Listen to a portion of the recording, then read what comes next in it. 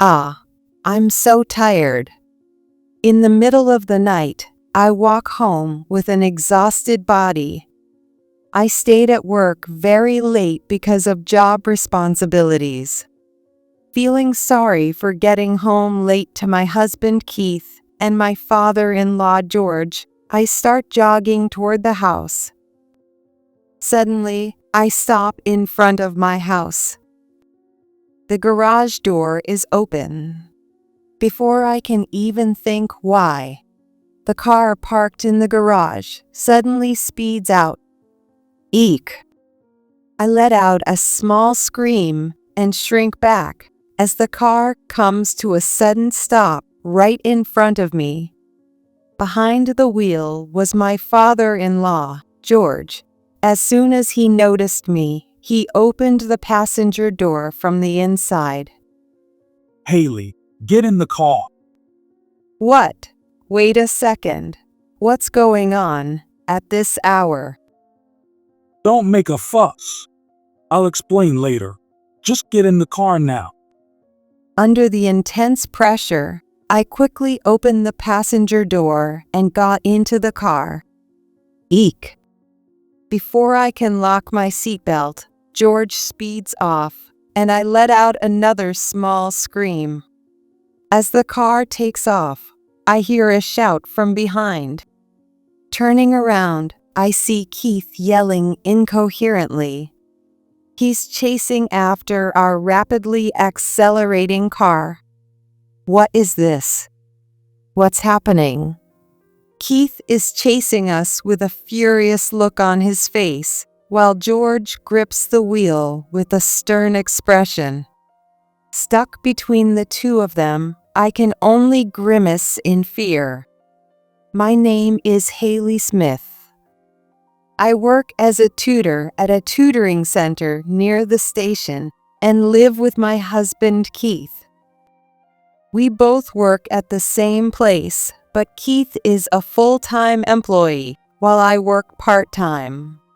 I handle most of the housework, though Keith helps out if I ask. If I ask, that is. Keith has a handsome face.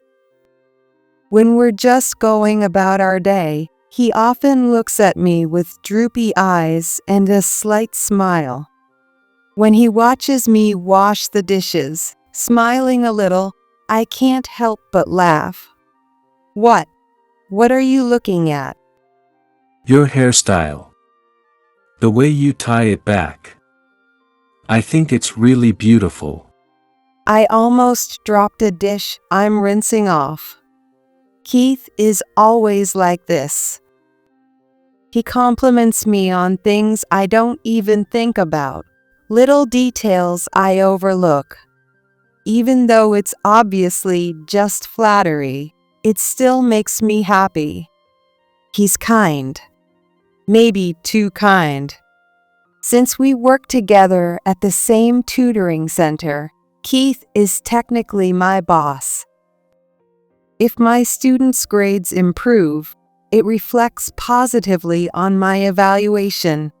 Otherwise, I'm expected to seek appropriate measures. Besides teaching, there are reports to write and lesson plans to prepare. Even when I make mistakes, Keith never gets angry. He always helps and guides me patiently. To others, he might seem like the perfect, kind husband. I think so too. But there's a strange discomfort in my heart that I can't ignore. Is it awful of me not to fully trust such a kind husband? Keith and I met at our current workplace. I don't remember feeling anything special when we first met. We probably got married because we had a lot in common. That was a long time ago. My parents died in a car accident. It happened when I was in 5th grade, on our way to a spa resort hotel. I remember looking out the car window at the unfamiliar countryside scenery. Watch out! Damn it!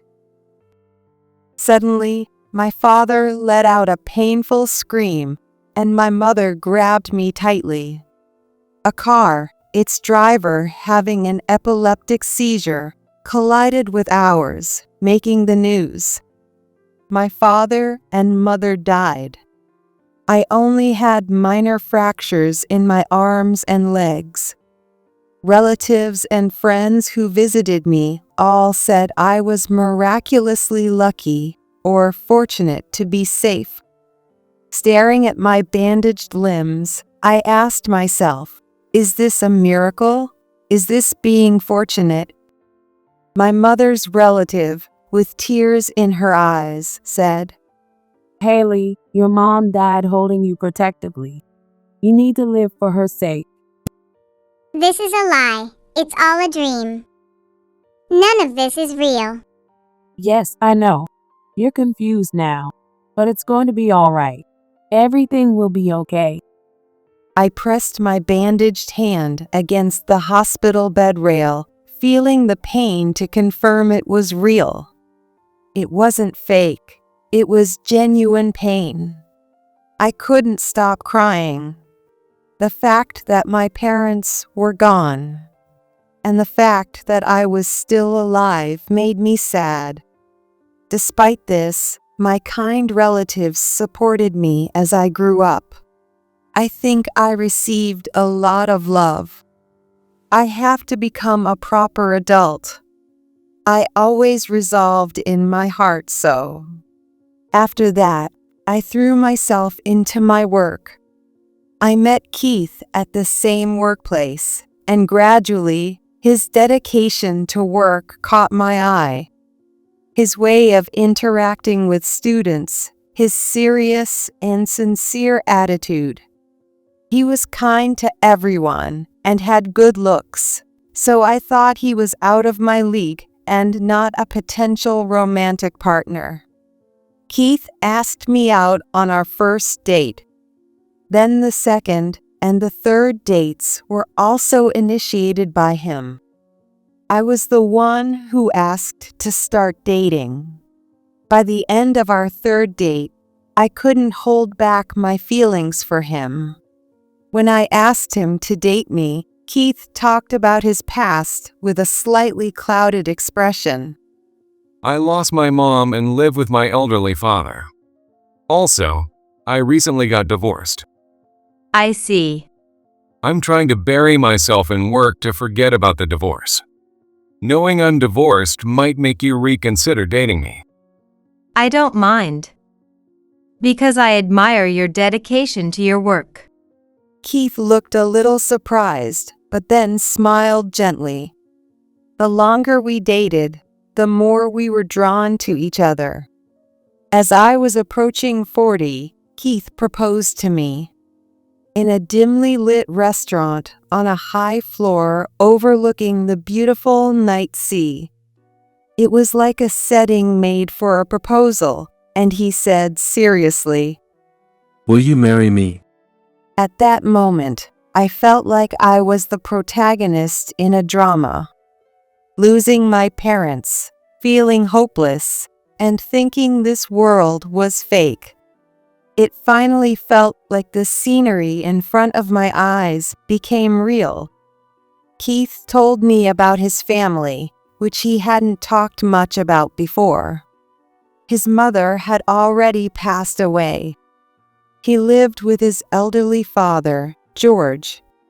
After we got married, he suggested that we live with George since he was worried about him, and I agreed without hesitation. Both George and Keith were kind, and I was living a satisfying life. We decided not to have children. Having experienced the pain and sadness of losing parents, Keith and I were both afraid of becoming parents ourselves. I've come to terms with this way of living. A few years after we got married, Keith was very kind. He accepted almost all of my suggestions and forgave my household mistakes with a smile. He would smile, turn his back on me, and looked somewhere far away. His kindness, which I had considered a virtue, gradually changed within me. I began to feel that his behavior was no different from indifference. Moreover, Keith was not a person who talked much about himself. Being a tutor is fulfilling but demanding. His return times were irregular, and he often spent weekends alone in his study. He'd suddenly invite me shopping or on a date, worry about George's condition, and his actions had no pattern. I once heard somewhere that people who cheat have plenty of time.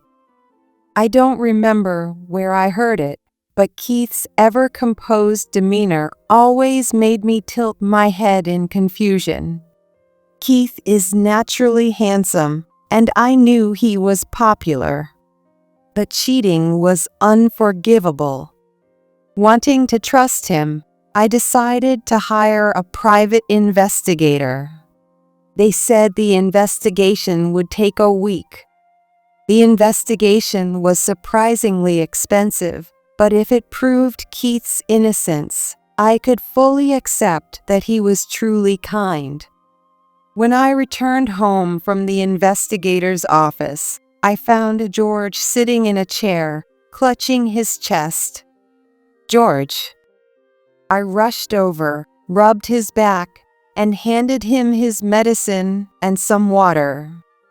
George had a heart condition and was prescribed several medications. Due to his age, he also took medications for managing blood pressure and cholesterol. I wasn't told the details, but it seemed more like the medications were for controlling the disease's progression rather than curing it. Thank you. I should feel better soon.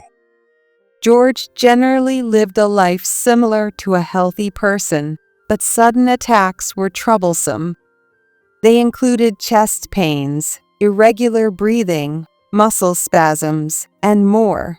Usually, resting in bed would calm them, but in severe cases, they could become disastrous. Recently, George's health had worsened. I stayed close to him and watched his condition. I wanted to consult with Keith, but even when I contacted him late at night, his only response was always, "I'm busy, sorry." Since we worked at the same place, I thought I knew how busy Keith was. Even though he was the one who suggested taking care of George, it was a bit cruel of him. I pout as I organize George's numerous medications into a case. Something feels off. A week later, I found myself in the cramped office of the detective agency. Sitting on a worn-out sofa, I listened to the investigator's report.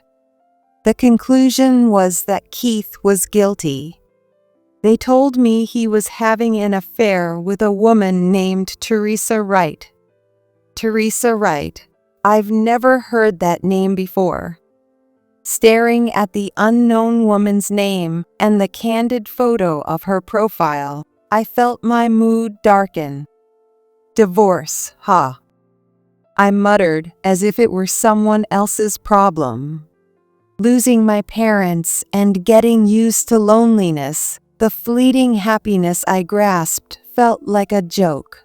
I laughed softly. At home, I put the documents from the detective agency in an unused drawer of the dresser. I set the kettle on the stove, preparing my favorite herbal tea. As I poured hot water into the glass pot, the sweet, honey-like aroma of linden filled the room. What a nice smell, Haley. George emerged from the room, slightly holding his leg, and smiled. I immediately supported him and helped him to the sofa in the living room. When I handed him the TV remote, he quietly shook his head, So I made 2 cups of freshly brewed herbal tea and knelt on the floor. It's delicious. I feel like I'll sleep well. How are you feeling, George? There are good days and bad days. But what about you, Haley? Are you not exhausted from taking care of me? Well, it's difficult to say in front of me. George added with a laugh. His smile was very similar to Keith's when I first met him. Maybe that's why. Just like I would with Keith, I found myself opening up to George. I told him about hiring a detective to investigate Keith, about my feelings of betrayal, that I planned to confront Keith with the facts and consider divorce depending on his reaction, and that I had the papers ready. When I noticed George listening intently, I immediately regretted it. This was a problem between my husband and me, and burdening George, who was suffering from health issues, was wrong. Thank you for telling me. I tilted my head, not understanding the meaning behind his thanks. Feeling suddenly awkward, I took my tea and went to the kitchen. When I glanced back, George was staring quietly into space with a troubled expression. For a while, I hesitated to confront Keith about the affair. A divorce would disrupt our current life. I was afraid of the sudden change in life, just like the one caused by the car accident. I know from experience that I hate change. I'm convinced that having today be the same as yesterday and tomorrow be the same as today is happiness. Even if that means living a life connected by fake love. One day, due to taking care of George, I hadn't been able to fully attend to my work, and a problem arose with one of the students at the tutoring center I oversee. A parent complained that their child's grades had dropped with the usual study methods, and I had to come up with a clear plan to address it. Long overtime hours were expected. I asked Keith to leave work early and take care of George. Late at night, exhausted, I walked home. It took a long time, but I thought I had finally created a new study schedule. Feeling sorry for coming home late, I jogged towards the house. I stopped in front of the house. The garage door was open. Before I could wonder why, the car in the garage suddenly sped out. Eek! I let out a small scream and shrank back as the car screeched to a halt right in front of me. Haley, get in the car. What? Wait a minute. What's going on? At this hour? Don't make a fuss.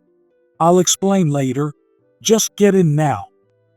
Pressed by the urgency, I quickly opened the passenger door and got in the car.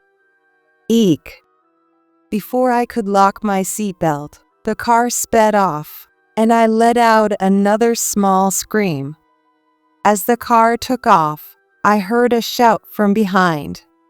Turning around, I saw Keith yelling incoherently. He seemed to be chasing the speeding car, desperately trying to catch up with us until we turned a corner and he disappeared from view. At that volume, his voice must have echoed throughout the neighborhood. I sank deeply into the seat and sighed. It was the first time I'd seen Keith, always so calm and composed, so frantic. George, in the driver's seat, said nothing. It was clearly something serious. I didn't know what had happened, but I decided to wait for George to talk. For a while, we just drove along the road. It didn't seem like we had a destination, just driving aimlessly, until finally we stopped at a corner store with a large parking lot. George rested his forehead on the steering wheel and sighed deeply. "George, what happened?" Keith seemed really angry. Sorry for the confusion.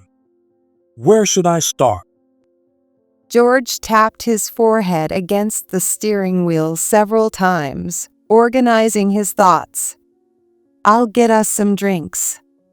I took the hint and bought some drinks from the corner store, handing one to George. Thank you, Haley. This is going to be a long story. Will you listen? With that preface, my father-in-law began his tale. Yes, let's see. I should start by talking about my wife, Keith's mother, Angela. I was surprised to learn that the late mother-in-law was involved in this commotion, and I tilted my head. Keith's mother, Angela, was apparently very prone to falling in love. When she was young, she reportedly dated multiple men at the same time. You'd think I should have divorced someone like that, wouldn't you, Haley? But we had a young Keith at the time. I couldn't bring myself to make that decision. I could understand a little why I couldn't immediately demand a divorce after discovering Keith's affair. It was the fear of losing family. Marriage isn't just a bond with your partner. I might lose the friends of George who had been so kind to me, and George himself. Thinking about that, I couldn't move forward. Angela wasn't an irresponsible woman, though. That might have been her only virtue. George explained that Angela devoted time to all the men she was seeing, facing them sincerely. She didn't dump household chores or childcare on George. Together, they fulfilled their responsibilities as parents and spouses, and she used her free time, which other women might spend on hobbies, to be with other men. She also never revealed this fact to Keith, considering his development. George looked at the brightly lit corner store with a slight smile.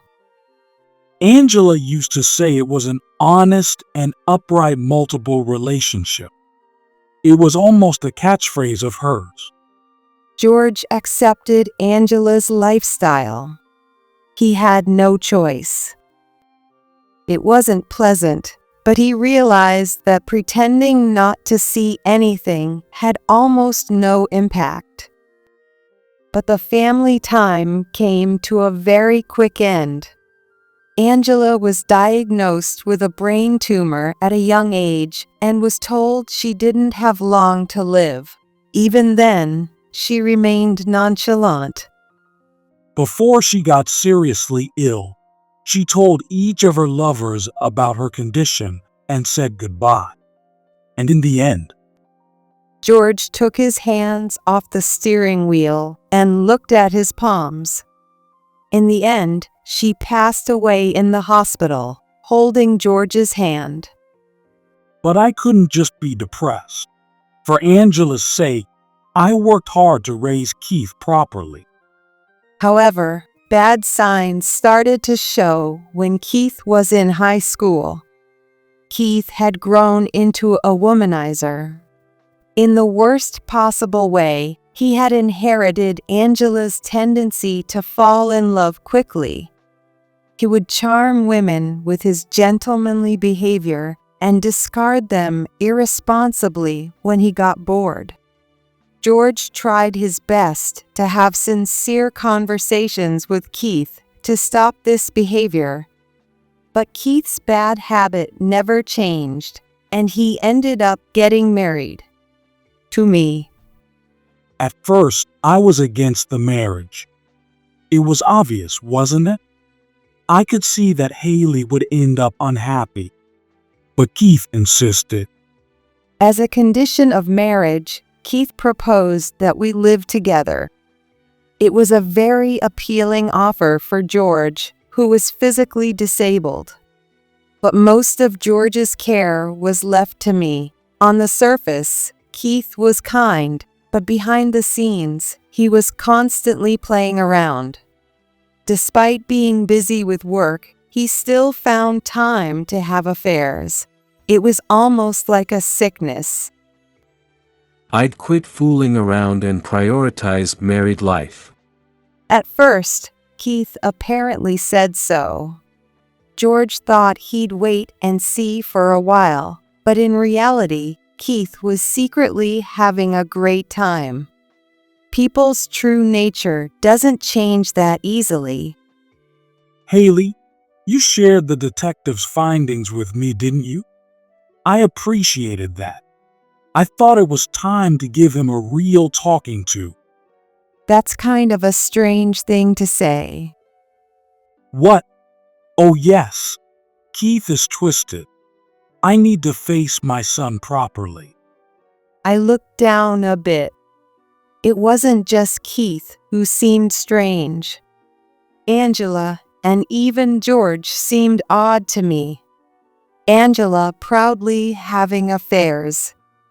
George, who allowed it with a peculiar kind of love. Honest and upright, multiple relationships. I felt a bit sorry for George, who spoke about it somewhat proudly.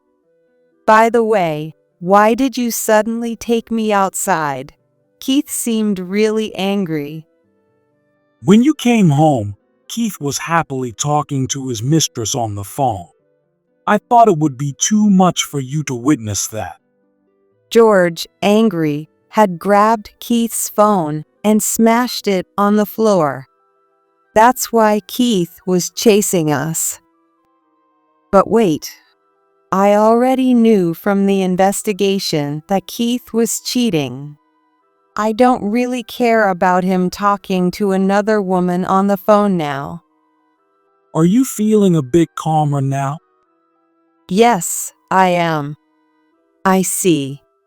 Maybe George was angry for my sake, but also for himself.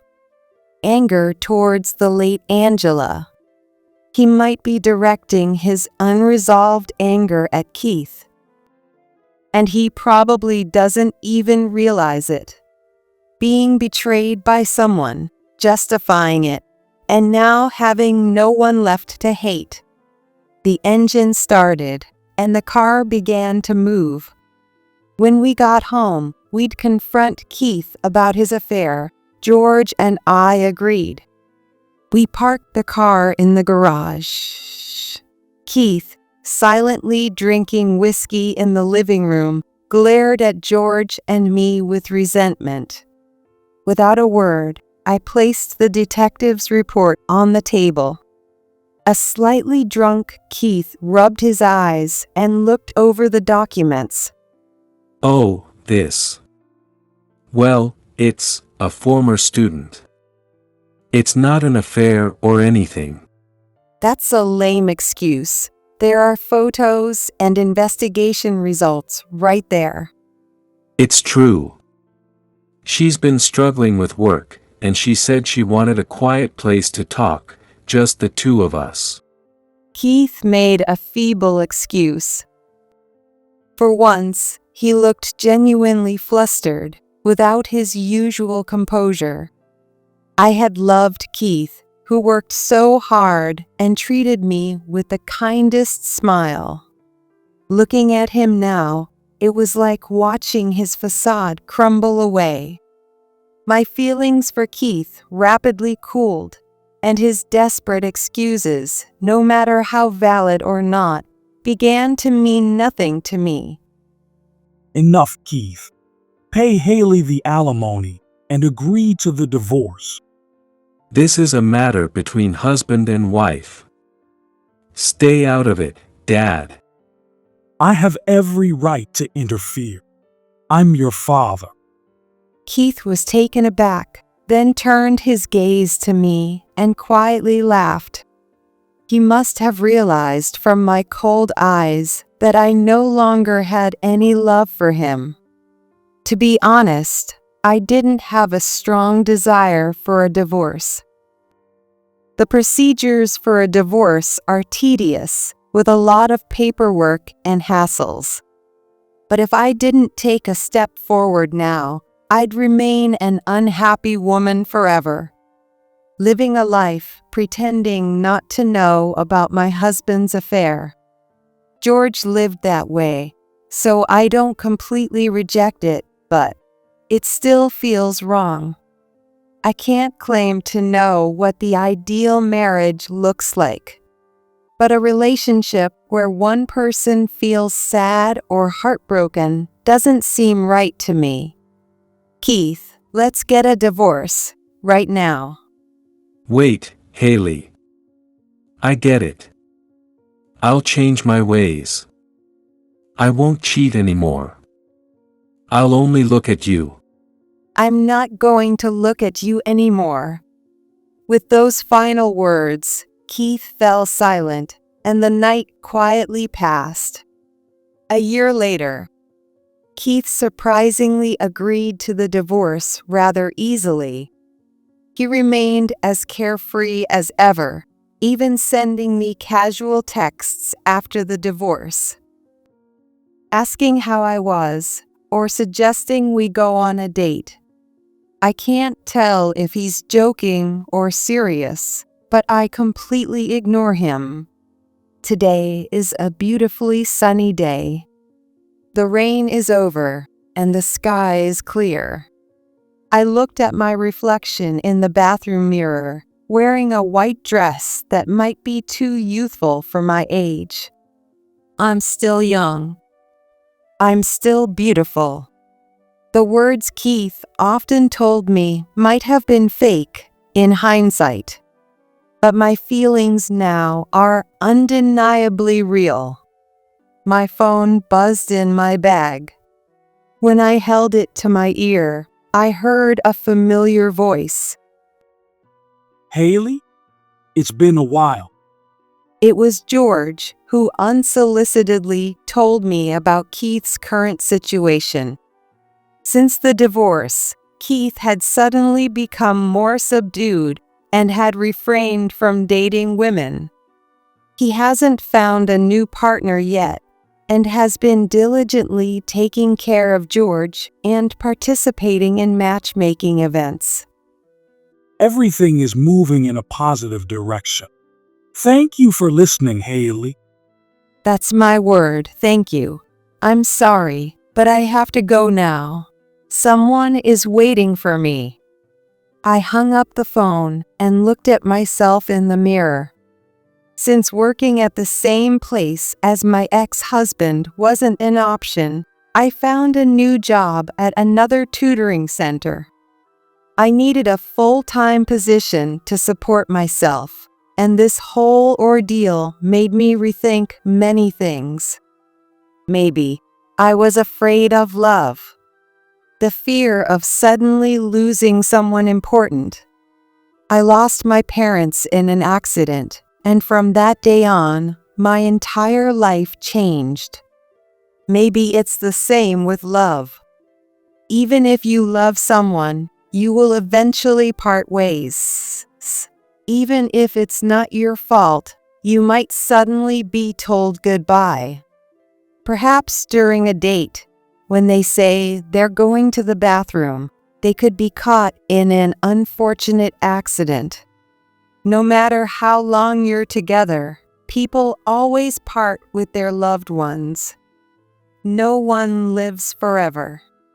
Knowing that pain, suffering, and sadness from a young age, I might have been somewhat cold toward love.